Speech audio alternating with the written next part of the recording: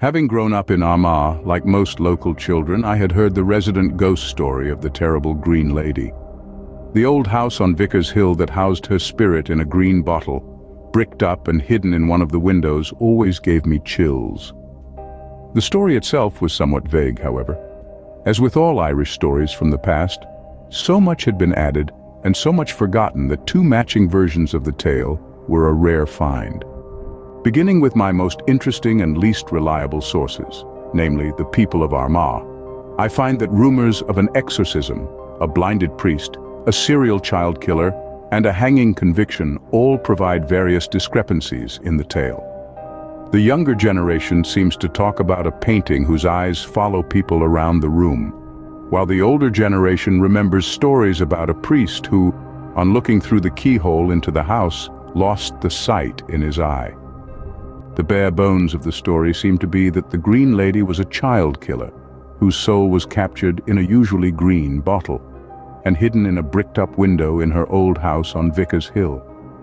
So much of the story seems subjective, vague recollections of gruesome details and confused memories about childhood nightmares. The fear the Green Lady instills, however, seems to have been a powerful force in local childhoods for decades.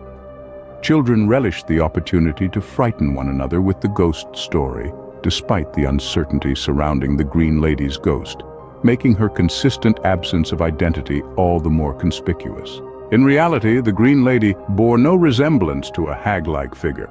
She was in fact a 21-year-old girl described as being very funny and full of mischief in local papers at the time.